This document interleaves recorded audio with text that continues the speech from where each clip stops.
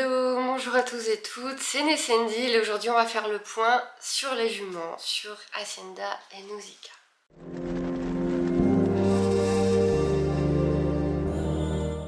Je vous conseille de regarder le wiki-vlog de ce lundi si vous ne l'avez pas encore vu, puisque c'est ce qui se passe dans ma semaine. Et ce qui s'est passé la semaine dernière, c'est que la décision a été prise de revendre Nausicaa.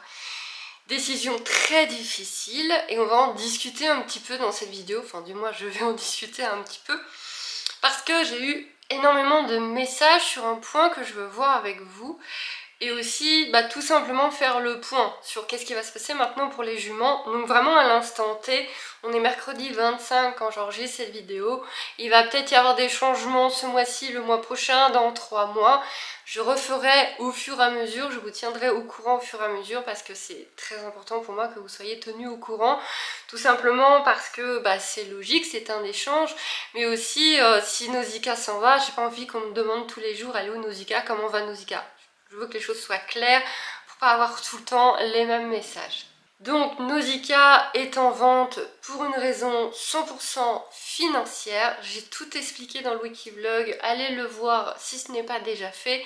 Mais en gros, financièrement, avec l'accident d'Hacienda, donc la mère qui s'est fait un trou comme as dans la jambe, m'a rappelé qu'avec des frais vétérinaires, je suis beaucoup trop à cheval, sans mauvais jeu de mots. Financièrement, je suis beaucoup trop à la limite, ça ne va pas du tout. Et il n'est absolument plus raisonnable d'avoir 2 chevaux. Ce n'est plus possible, ça n'a plus aucun sens. Déjà, pour un cheval, je suis plus que limite, donc 2, vraiment, il faut arrêter et il faut... penser logique, penser bien-être. Il n'y a pas que le bien-être mental, il y a aussi le bien-être physique. Beaucoup, vraiment à mon grand étonnement, beaucoup de personnes m'ont dit que puisque le but était de retirer un cheval et d'en garder un, pourquoi je me séparais de Nausicaa et pourquoi je ne me séparais pas d'Hacienda. Je voulais voir ce point-là avec vous.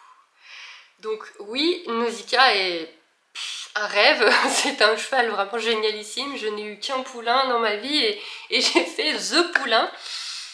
Elle est vraiment géniale, elle serait un futur cheval génial pour tout un tas de projets. Pourquoi est-ce que je ne vends pas sa mère qui est insupportable, qui est difficile à gérer, qui n'a rien envie de faire à part être poulinière? Parce que ça me semble logique. J'ai signé un contrat mental avec Hacienda. C'est ma jument. Elle est venue de France. Je l'ai récupérée. Et ça a toujours été ma jument. Quand j'ai vu les photos d'Hacienda, ça a toujours été ma jument. On m'a dit de ne pas la prendre. Un nombre incalculable de personnes m'ont dit de ne pas la prendre, ne le sentais pas du tout. Je l'ai pris parce que personne n'était en mesure de me faire changer d'avis, personne, et c'est pas pour m'en débarrasser au premier choix à faire. Oui, Hacienda est beaucoup plus compliquée, beaucoup plus difficile que sa fille, mais ce n'est pas pour ça que je vais m'en séparer au profit de sa fille. Donc pour plein de raisons, ce contrat de cœur à cœur, on a un contrat toutes les deux, que je peux appuyer, sur lequel je peux dire plus de choses. On va juste voir les points pour le moment. Hacienda est beaucoup plus difficile à placer, donc déjà là sa blessure n'est toujours pas guérie, alors elle est passée de ça à ça. Elle ne ressemble plus à du steak haché, elle ressemble à une sorte de grosse croûte maintenant, mais elle n'est pas encore au stade où tu peux avoir des visites et des gens qui vont potentiellement l'acheter avec ça sur la jambe. Elle est beaucoup plus difficile à placer parce que elle est très difficile, extrêmement sensible, elle n'a envie de rien faire et le montre et le prouve, ce qui fait que la seule vente possible est une vente en tant que poulinière, ce qui est tout à fait possible. Elle est haussée, elle est de belles lignées, elle a un beau pédigré quarter pent, elle est crème, elle est carrée, elle est belle et tout, donc oui, en tant que poulinière, elle pourrait trouver preneur, mais uniquement en tant que poulinière. Et pour elle, le changement de vie serait quand même difficile, avec sa sensibilité, etc. Elle est moins malléable qu'un poulain d'1 an.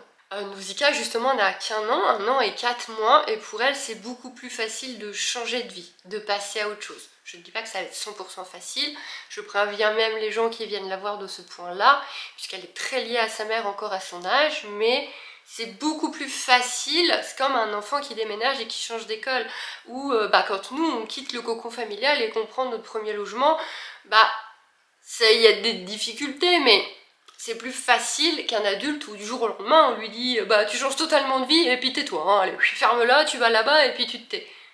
C'est pas pareil. Et je peux pas dire qu'Hacienda ne m'a rien apporté, parce que ça on me l'a dit aussi, que mais oui mais ta relation avec Hacienda elle est trop compliquée, elle t'a rien apporté, Nono a beaucoup plus à t'apporter. Ce n'est pas totalement faux, mais ce n'est pas totalement vrai non plus. Qu'est-ce qu'Hacienda m'a apporté? Elle m'a apporté la communication animale. Je pense que sans une jument aussi difficile et sensible qu'Hacienda, je ne me serais jamais intéressée à la communication animale. J'ai fait une communication animale pour Hacienda peu de temps après l'avoir eue, parce qu'on me l'avait conseillé et parce qu'elle était ingérable, je ne savais plus quoi en faire. Elle a eu régulièrement, elle est passée par 3, 4, 5 personnes en 7 ans en communication, pas en 7 ans, en 5 ans en communication animale, avant que je m'y mette moi et que du coup je puisse communiquer moi-même avec ma jument. Sans Hacienda, je n'aurais pas fait de communication animale, je ne m'y serais pas intéressée. Alors peut-être que j'aurais fini par m'y intéresser parce qu'il y a un effet mode, on en entend partout maintenant. Je ressens beaucoup moins ce besoin de communiquer avec mes chats, avec mes chiens, que je l'ai avec Hacienda, que je l'ai avec mes chevaux. Alors est-ce que sans Hacienda, avec le temps, par curiosité, j'aurais fini par m'y mettre dedans? Peut-être que j'aurais fini par m'y intéresser, mais apprendre comme je l'ai appris sans lâcher le morceau, j'ai lu 3 livres, j'ai fait 2 formations, je pense que je ne m'y serais pas investie autant, je n'aurais pas autant voulu y arriver si je n'avais pas eu Hacienda. Et qu'est-ce qui découle de ça? Et maintenant que je fais de la communication animale, j'aide d'autres personnes et j'aide d'autres animaux. Grâce à moi, et je suis persuadée que c'est grâce à moi, je connais déjà 2 chevaux qui ont une vie totalement différente, qui sont beaucoup plus heureux, beaucoup plus épanouis, avec des gardiens beaucoup plus heureux et beaucoup plus épanouis. Et je pense que j'ai aidé beaucoup d'autres personnes, et aussi bien médicalement avec les soins, parce que je fais de la communication animale et des soins énergétiques. J'ai aidé des animaux aussi avec des soins. Et je pense avoir aidé déjà à l'heure actuelle quand même quelques animaux et quelques gardiens, parce que pour moi c'est très important d'aider le duo, de ne pas aider que l'animal en mode bon l'humain tant pis il se débrouille, non non, moi j'aide le duo, j'essaie vraiment d'aider le duo. Des fois j'ai même des messages pour les gardiens, et je transmets toujours tout, pour moi c'est important d'aider le duo.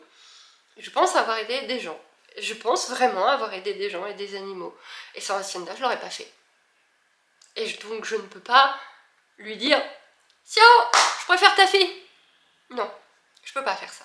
Et si on va encore plus loin et qu'on prend l'effet papillon, on pourrait se dire, j'ai pas fait venir Hacienda, elle venait de toute façon en Belgique, mais je l'ai achetée dans les 3 jours où elle est arrivée en Belgique, j'ai acheté Hacienda.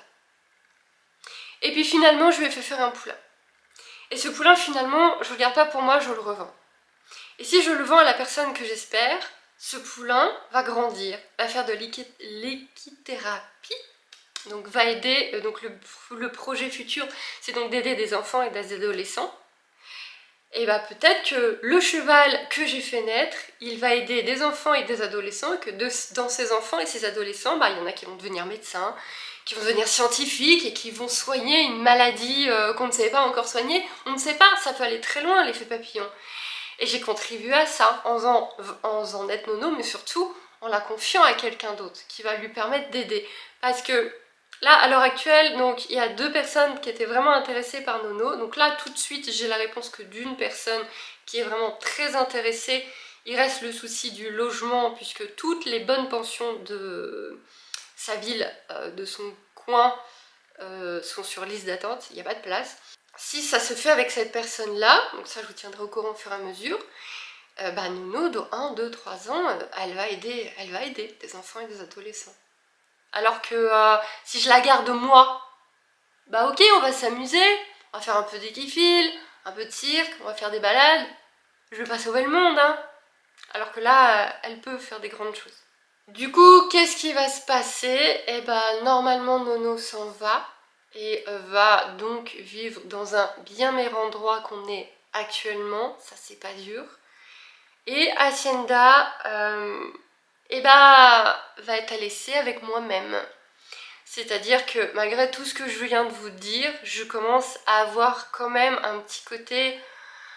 Là, il faut qu'on vive quelque chose ensemble de plus que ça, parce que, voilà, tu me coûtes un rein, et j'aimerais que tu te mettes un petit peu de la bonne volonté en face. Ok, grâce à Hacienda, je me suis mis à faire de la communication animale, mais maintenant, j'aimerais qu'on aille un petit peu plus en profondeur, un petit peu plus loin dans la relation. Hacienda est une jument qui s'est énormément assagie, énormément. Au début, Hacienda, lui faire une allée, c'était se la prendre sur la gueule parce qu'elle cabrait. Lui mettre à l'école, c'est se prendre un coup de boule parce que je ne pouvais pas toucher le haut de la tête et les oreilles. Enfin, on revient de loin, on revient vraiment de loin. Hein. Maintenant, quand on me dit, bah ta jument, on a voulu lui faire des petits exercices, on n'a même pas pu lui mettre le licol.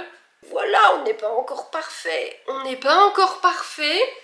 Elle a des accords avec moi qu'elle n'a pas avec les autres. C'est là qu'on revient au fait qu'elle n'est pas si facile que ça à replacer. Et en fait, le gros problème qu'on a avec Hacienda, donc là j'aimerais repoursuivre la relation qu'on pourrait créer ensemble. Je veux refaire une relation avec mon cheval. En fait, ce qu'on a là en ce moment, c'est qu'on est un trio, on n'est plus en duo, on est un trio. Et Hacienda et moi, en fait, et on me l'a redit il n'y a pas longtemps, on est pareil. Pas le côté princesse pain beige, je pense qu'avec ma tignasse et mes vieilles fringues, ça va de ce côté-là, je ne fais pas princesse pain beige, mais ma jument a un côté princesse pain beige, bon mettons celui-ci de côté. Ma jument a tout de la licorne incarnée, c'est-à-dire qu'elle est morte à un moment donné, et c'est devenu maintenant un cheval, et elle dit putain j'étais une licorne avant. Vous voyez un peu le genre. À mon avis, je suis pas si loin. Bref, elle est hypersensible, mais c'est-à-dire que quand les choses sont des êtres sensibles. Mais il y a plusieurs professionnels de la santé équine, notamment Shiatsu, qui m'ont toujours dit les chevaux ils sont sensibles, ta jument elle est sensible. Hacienda elle est hypersensible, comme moi. Hacienda n'accepte pas l'autorité, comme moi. Parce que j'ai beau dire, mais j'accepte pas l'autorité non plus. Moi, la meilleure façon pour moi de travailler, c'est d'être mon propre patron. J'ai travaillé des années et des années et des années en entreprise, je sais très bien ce que c'est, mais c'est très dur pour moi de prendre des ordres constamment et de bosser sur des ordres constamment, surtout en étant vendeuse, ce que j'ai fait principalement, quand c'est à peine si on ne dit pas à quelle heure tu as le droit de l'aller pisser, c'est très très dur. Et surtout quand tu as un chef qui n'est pas meilleur que toi mais qui te donne des ordres humiliant toute la journée, ça a fini que bah tu l'enfermes dans la réserve pour discuter entre cadieux, lui faire comprendre que qu'il va falloir qu'il arrête ça tout de suite. Et bah ça passe pas toujours très bien, hein, ça passe pas toujours très bien. Bref, l'autorité c'est pas ma tasse de thé, qu'on m'oblige à faire des choses que je trouve injustes, ce n'est pas ma tasse de thé. Il n'y a aucun souci pour travailler, mais par contre, travailler dans l'humiliation ou travailler quand pour moi ça n'a aucun sens, c'est très difficile. Et oui, bah ma jument aussi. Et en fait, comme on est pareil, et comme on est extrêmement sensible, et comme on se vexe très vite, et bah on est là toutes les deux, on fait des activités, et à un moment donné, il y en a une qui est vexée, du coup ça vexe l'autre, et puis elle commence à avoir une réaction forte à cause de la sensibilité, du coup ça appuie la sensibilité de l'autre, et on fait pfff, et on se parle plus pendant une semaine. Oui, je parle de mon cheval. Alors que là, avec Nono, on a un Nono qui fait tampon au milieu, c'est-à-dire que quand il y en a une qui commence à être trop sensible, et bah il y a Nono qui fait un câlin, ou il y a Nono qui fait une pitrerie, et on se détend, et on rigole, et du coup il y a vraiment Nono qui fait tampon entre nous, vraiment très très fort, qui remet de la gaieté, et qui remet de la douceur, et qui remet de la facilité dans la relation. Du coup si on perd notre petit tampon, qu'on perd notre Nono, on va plus avoir que nos deux sensibilités, et ça va à nouveau faire des étincelles. Donc là le but c'est qu'on se reprenne un peu toutes les deux en mode ça va aller, on va refaire un petit peu du travail. Donc ça j'en ai discuté, rediscuté avec ma jument. Je suis d'accord pour ne pas la monter. Je n'ai pas besoin de faire d'équitation pour être heureuse et épanouie. Mais par contre, je vais lui demander de faire quand même un minimum, c'est-à-dire qu'on refasse un petit peu d'équifil. Je lui demande pas de aller faire 3 tonneaux aller-retour sur les genoux, flip-flop, 3 exercices sur la bâche pendant que moi je suis assise sur une chaise. Non, non, je vais juste lui demander le minimum pour approfondir notre relation, pour recréer une relation. Et voilà, juste un peu d'équifil, juste un petit peu de cirque. En plus, elle aime bien ça normalement. Je sais que certains n'aiment pas ce terme, mais juste à prendre des petits tours, quoi, des petites bêtises. Et les balades à pied, parce que sortir de la ferme, on en a vraiment besoin. Ça va nous faire un bien fou de ressortir de la ferme. Mais qu'elle le fasse sans tirer la gueule, parce que pour ceux qui connaissent ma chaîne depuis longtemps, vous savez la tronche que fait Hacienda quand je lui demande quoi que ce soit. Vous la connaissez, sa tronche, quand on lui demande de faire quelque chose. Cette tronche où la dernière fois qu'elle a fait une petite colique, les copines de l'écurie pensaient qu'elle était en train de mourir, alors que non, c'était juste un petit mal de ventre. Elle faisait juste la tronche, c'est tout. Là, ta jument, ça va pas du tout. Vas-y, lâche-la pour voir, enlève-le de l'école pour voir. Oh, elle va mieux. Oui, bah oui, elle va mieux, oui. Tu lui as enlevé de l'école, tu lui as demandé d'arrêter de marcher. Donc, un peu de bonne volonté. J'en demanderai pas des caisses. Juste un peu de bonne volonté, que je n'ai pas l'impression de me saigner sang et eau financièrement par mois pour avoir tout juste le droit de brosser mon cheval. Je demande pas quand même la lune. Je pense qu'on va passer l'hiver comme ça. Et si au printemps ça ne va toujours pas, que Hacienda vraiment il n'y a rien à faire, côtoyer les humains et faire le cheval de cirque, vraiment ça la déprime et elle est déprimée et elle tire la gueule constamment et on n'arrive vraiment pas à s'équilibrer. Là, je pense que je verrai pour l'élevage. C'est une jument qui s'est épanouie en ayant sa fille, qui s'est vraiment épanouie. Elle est tellement différente avec sa fille et sa fille petite, elle était tellement apaisée, tellement bien avec sa fille petite. C'est vraiment une jument qui a besoin de pouliner. Alors mon mari m'a dit « Oh, refais-la saillir l'année prochaine. » Cette fois on part bien du principe que le poulain on le garde pas, ce qui a toujours été le cas si j'en refaisais un. Voilà, cette fois tu t'y attaches pas et tu fais juste ton travail pour refournir à nouveau un très très bon poulain et on l'a fait saillir l'année prochaine pour un poulain 2026. Alors déjà, est-ce que mon petit cœur en sera capable après m'être séparée de Nono? J'en suis pas certaine, puisque là j'ai fait l'erreur de beaucoup trop m'attacher. Mais c'est surtout que on tourne en rond. On tourne en rond, bah oui, Hacienda elle va avoir un poulain, elle va à nouveau être mieux. Moi ça me dérange pas de juste m'occuper de la mère et du petit. J'ai adoré élever Nono avec elle, j'ai adoré ça. Mais on revient au même problème, qu'il va falloir convaincre tout le monde de se séparer, qu'il va à nouveau falloir se séparer du petit bout et avoir à nouveau une jument dépressive. Donc je pense que la meilleure solution, si on tourne en rond et que rien ne s'améliore, ce sera effectivement, comme beaucoup d'entre vous me l'ont conseillé, de la confier, pas forcément de la vendre, mais de la confier à un élevage. Un élevage prairie, où elle est avec des juments, des poulains, et puis voilà, tu fais des poulains. Le truc, c'est que pour le moment, Hacienda, c'est un nom défini, pas définitif j'espère, mais c'est un nom brut. Ce que je n'arrive pas à comprendre, puisque c'est vraiment ses aspirations de vie.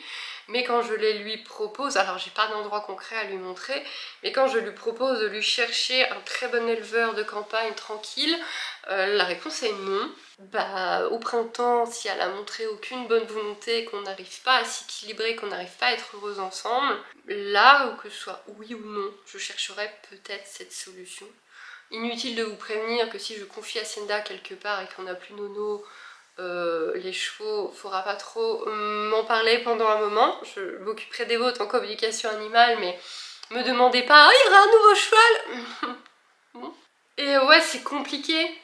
C'est compliqué parce que oui, je pourrais faire des trucs de fou avec Nono, mais je pense qu'elle peut faire mieux avec quelqu'un d'autre que moi. Je pense pas pouvoir lui offrir une vie folle, une vie extraordinaire.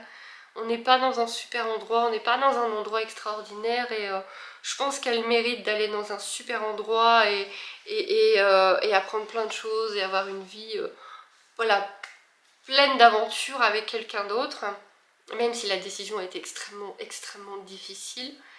Et Hacienda, j'avoue que je suis complètement perdue. Parce qu'elle m'a apporté tellement. C'est elle qui m'a appris le respect des chevaux. C'est elle qui m'a appris qu'un cheval, c'est pas un objet. Et c'est aussi pour ça que c'est aussi dur pour moi de replacer un cheval. Parce que normalement le cheval c'est l'animal que l'on replace, que tout le monde replace, qu'il y a 10 propriétaires dans sa vie, encore je suis gentille. Mais pour moi justement tout ça c'est pas normal, ce n'est pas logique. Toutes ces annonces que je vois de chevaux à replacer parce qu'ils sont un peu vieux, parce qu'ils ont tel problème de santé, parce qu'ils sont plus assez bien pour tel sport, parce que l'enfant il a grandi, il veut un nouveau cheval plus performant, parce que moi ça me rend dingue. Et me dire, bah je vais peut-être le faire, je vais peut-être dire, oh c'est bon, tu me saoules, je fais pas ce truc avec toi, dégage. Bah non, puisque j'ai appris justement à respecter mes chevaux, et c'est par ce respect que je replace aussi Nono en me disant, elle peut être mieux. Maintenant, je vous dis pas que si demain on me propose une prairie géante avec abri, je vais pas avoir l'air con. Parce que là, je serais vraiment face à un dilemme. Quand je dis en plus ça, c'est que financièrement ça suit, c'est-à-dire que forcément une prairie coûte beaucoup moins cher que 2 pensions paddock box. Du coup voilà, on me propose une prairie comme c'était prévu en début d'année, une grande prairie abri au prix d'une seule pension, avant que Nono soit parti. Là j'avoue je vais me retrouver bête et la décision sera très compliquée parce que est-ce que je suis capable de vraiment donner une bonne vie à Nono finalement? Parce que moi, je suis capable de lui offrir une vie vraiment sympa. Je n'offre quand même pas grand chose d'extraordinaire à mes juments. Je suis pas quelqu'un d'extraordinaire non plus. Je les respecte, ce qui est déjà pas mal. Hein. Je les respecte, je m'en occupe, je suis là tous les jours. On n'est pas beaucoup à la ferme à venir tous les jours, très clairement. Alors que c'est une pension où on gère nous-mêmes nos chevaux. Il n'y a que la nourriture qui est distribuée matin et soir. Encore, certains le font, et en plus on fait nous-mêmes nos seaux, il n'y a que le foin, où on dit combien on en veut et c'est fait par quelqu'un d'autre pour éviter le gaspillage, mais sinon on gère tout et on n'est pas nombreux à passer tous les jours. Donc je pense que j'essaie de veiller pas trop mal à leur vie. Maintenant, est-ce que je leur donne une vie extraordinaire? Je ne pense pas. Est-ce qu'elles méritent mieux peut-être?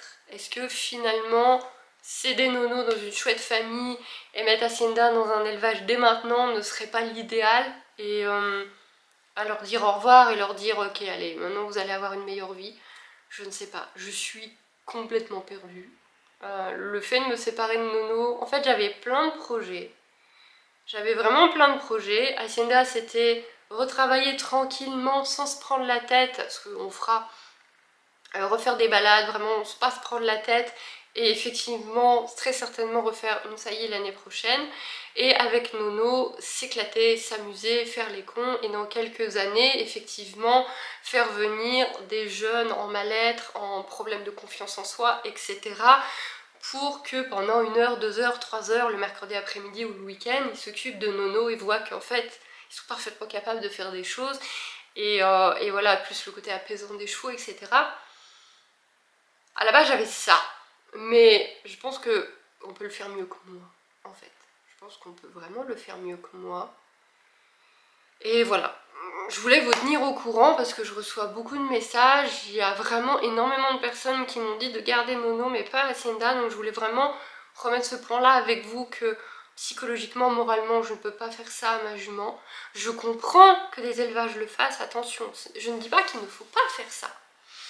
Par exemple, si j'étais éleveuse, si mon but était de faire des très beaux poulains extrêmement équilibrés, peut-être que, ou si j'avais vraiment envie de faire de l'équifile au point de faire de la compétition, par exemple, parce que ça aussi j'ai pensé avec Nono, de vraiment faire de l'équifile mais au point d'aller en compétition. Je rêve depuis des mois et des mois, vu qu'on a 2 boxes de libre à la ferme, que quelqu'un arrive en voulant faire de l'équifile et que du coup, parce qu'il y a quand même un van à la ferme, on puisse le week-end l'emprunter pour aller faire des concours. Ça c'est un de mes petits rêves secrets, mais personne n'est jamais arrivé pour. Oui, si mon but suprême était de faire des chevaux 100% équilibrés ou de faire des compètes, bah oui, peut-être que là oui, je me séparerais d'Hacienda. Je comprends qu'un élevage se sépare d'anciennes poulinières pour garder les filles qui sont mieux, puisque le but est d'avoir des chevaux parfaits. Ça je comprends, il n'y a aucun problème. Mais moi, personnellement, toute seule avec mes 2 chevaux, ça me paraît pas méchant, mais politiquement incorrect vis-à-vis d'Hacienda de m'en séparer pour garder sa fille. Vraiment, ça, non, je peux pas lui faire ça. Je ne peux même pas imaginer ce que la jument ressentirait. Elle a confiance quasiment qu'en moi. Malgré toutes les personnes qu'elle côtoie, elle a confiance que quasiment qu'en moi. Je pourrais pas lui faire endurer ça. Alors, une fois qu'elle est habituée à ne plus être avec sa fille et qu'elle me prouve que finalement vraiment il n'y a que Poulinière qui l'intéresse, là pourquoi pas lui trouver un très très bon élevage, mais là tout de suite j'ai pas de solution miracle. Je suis arrivée au bout de toutes les solutions. Je suis passée en début d'année à des tas de projets. J'avais même le projet, si j'avais la prairie, de essayer de sauver un cheval par an de la boucherie, d'essayer de récupérer pour mettre avec les filles, vu qu'elles sont extrêmement sociables, un poney ou un cheval par an à retaper moralement, à retaper avec ma veto et votre aide pour ensuite le repasser parmi vous ou parmi d'autres personnes. Et faire de l'équifile avec Nono et plus tard aider des gens avec, et faire un poulain tous les 2 ans avec Hacienda, et j'avais des projets plein la tête. Et d'un seul coup, je me dis que dans 6 mois, j'ai peut-être plus de cheval. Voilà, je voulais juste faire ce point-là avec vous, parce que la vie est pleine de surprises, parce qu'il se passe des choses auxquelles on ne s'attend pas. Et je voulais faire ce petit bilan avec vous. Je vous tiens au courant sur les wiki vlogs de ce qui se passe, de la suite de ce qui se passe, et dès qu'il y a du changement, voilà. De toute façon, les wiki vlogs, c'est vraiment là où vous avez le plus d'infos. Je voulais juste vous refaire un petit bilan. Je vous embête pas plus longtemps, je vois qu'on a presque 30 minutes de blabla qui ne doit pas ressembler à grand chose. Mais vous avez l'habitude. Je vous fais des bisous et je vous dis à très bientôt.